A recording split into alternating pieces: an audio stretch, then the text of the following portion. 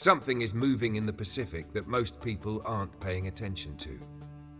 Weather models are shifting faster than governments can respond.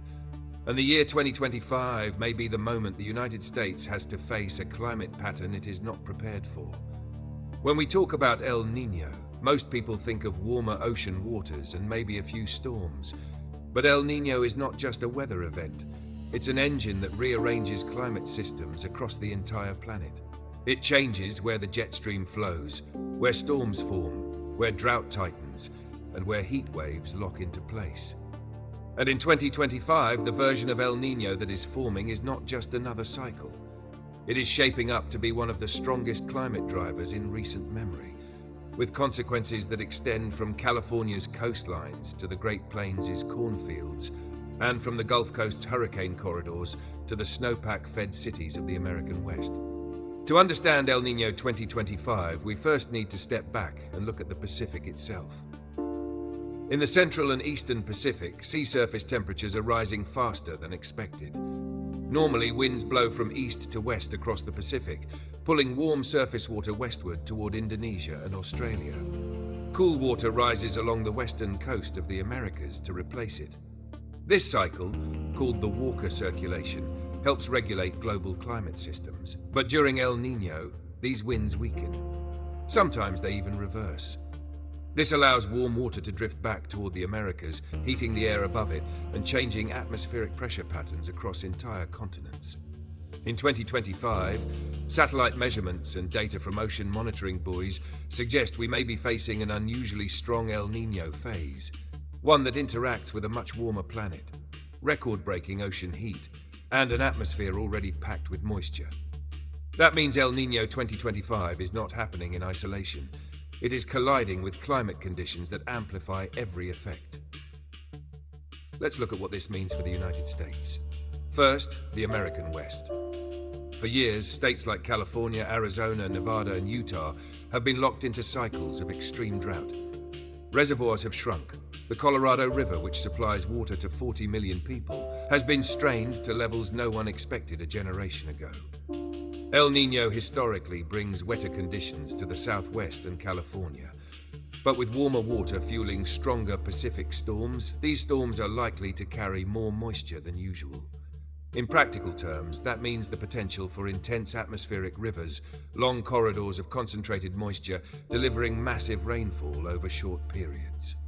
While rain may sound like a relief for drought-stricken areas, the reality is more complicated.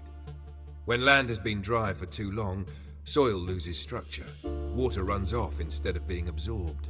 Burn scars from recent wildfires cannot hold the ground during heavy storms. The result is not just replenished reservoirs, it is flooding, mudslides, and infrastructure stress. In 2025, cities like Los Angeles, Sacramento, and San Francisco may see a winter defined by extremes. Sudden flooding followed by brief, deceptively calm breaks. Emergency management systems will be tested, and communities living near canyons or burn scars will be on alert. Meanwhile, the Pacific Northwest, Washington, Oregon, Idaho, typically receives wetter and cooler conditions during La Niña, not El Niño. Under El Niño conditions, the jet stream shifts southward. That means less snow in the Cascades and Rockies. And less snow does not just mean fewer ski days. It means reduced snowpack, which is the primary water storage method for the region. Snowpack melts slowly, feeding rivers and aquifers through spring and summer. Without it, rivers run lower, salmon migration suffers, hydroelectric power output drops, and wildfire season intensifies earlier and longer. So in the Northwest, El Niño is not bringing relief, it is bringing vulnerability. Now, let's move east into the Great Plains and the Midwest, the heart of America's agricultural system. Corn, soybeans, and wheat rely on predictable seasonal patterns, but El Niño scrambles moisture distribution. During strong El Niño years, the Midwest often experiences warmer winters and wetter springs. On the surface, that sounds manageable, but warmer winters allow pests to survive that would typically be killed by freezing temperatures. Wetter springs can delay planting, flood fields, and damage early crops. Then, depending on how the jet stream stabilizes, late summer can swing toward heat waves and drought, just when crops are most sensitive. This pattern has happened before. But in 2025, the risk window is larger because the background climate signal is stronger. Farmers may face not just unpredictable weather, but compressed decision timelines. Insurance claims may rise. Crop yields may fluctuate sharply. And if yields fall while global grain markets tighten, food prices could rise, not only in the United States, but globally. Moving toward the Gulf Coast, El Niño usually suppresses hurricane formation in the Atlantic by strengthening upper-level winds that disrupt storm development. But here is where 2025 becomes different. The Atlantic Ocean is already record warm.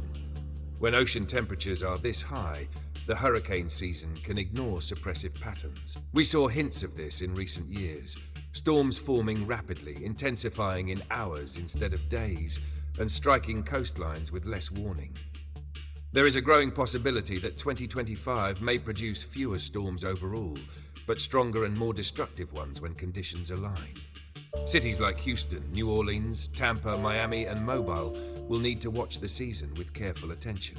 Infrastructure upgrades that were planned over decades may need to accelerate to match the pace of risk.